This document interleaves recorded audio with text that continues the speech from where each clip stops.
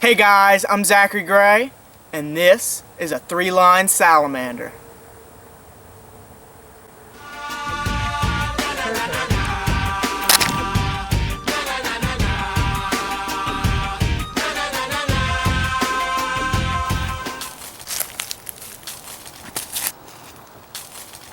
Here's a good log.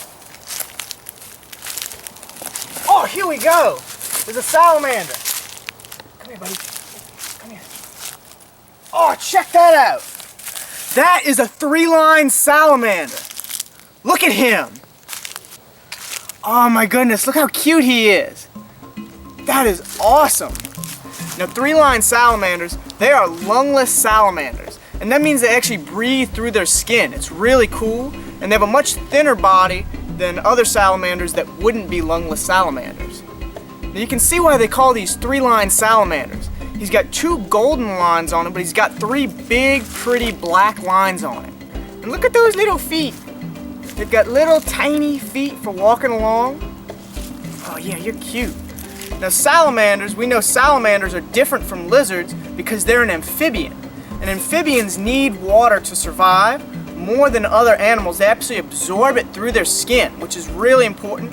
We have a river on both sides of us right now. We're on like this little peninsula, and this is a great place for three-line salamanders. They love moving water, and they love moving water that's right next to a little forest area that they can come up to and get little worms and bugs and stuff. They love to eat worms. That's one of their favorite things to eat.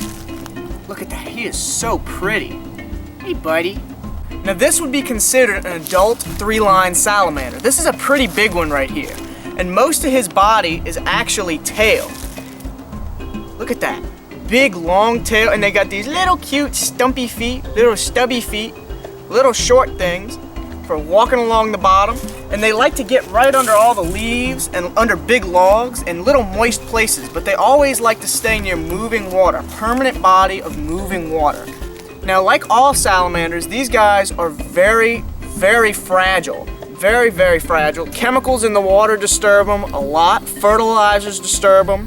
And anything in the water can really mess with their skin because they have such sensitive skin. They don't have scales like a reptile does. They have the smooth, slimy skin, and it's very sensitive. So it's very important that I wash my hands and keep it wet while I'm handling him, and try not to rub any dirt off on him or get anything else that would have been on my hands onto his skin. Now he's got this little marbled belly pattern. Let me see if I can lift him up real quick. Little marbled belly pattern, all these little blotches all over him. Very cute little fella. Look at that. He's got these big bulgy eyes right on top of his head. And these guys are predators. They like to eat all kinds of little insects. They're mostly insectivorous.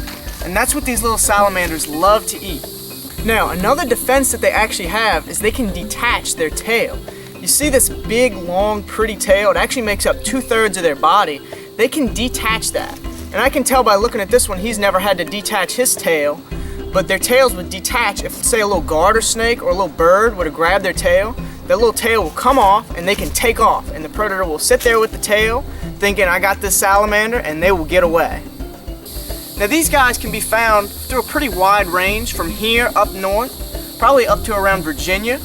And these guys can be a relatively common salamander to find throughout their range, but you gotta be in their specific area, a place that has some moving water in it and has lots of rocks and logs for them to live under, as well as plenty of food. Oh, look at him. Look how cute he is. Now there's a much smaller salamander called the two-line salamander. They don't get very big. They get around that big normally. And the three-line salamander is way, way bigger, but they also have that black stripe down the back. So even if you have a small three-line, then that's a good way to tell if it's a three-line or a two-line. They'll have that black stripe right down the back. Such a beautiful little salamander. And as I said, this is a lungless salamander, and they have a really skinny body compared to other salamanders. Another kind is the mole salamander. That includes stuff like marbled salamanders, tiger salamanders, and all those big heavy salamanders that normally live underground. That's why they're called mole salamanders. But these guys have a much thinner body, and that's how you can tell most lungless salamanders from mole salamanders. Look at you, buddy. Look at those little cute feet. Very cool little salamander. And I don't often find these guys. I'm normally not in an area where they are, but it is always cool to find one of these little salamanders. Thank you guys so much for watching this video. And if you did enjoy, definitely leave a like. And I will see you guys next time.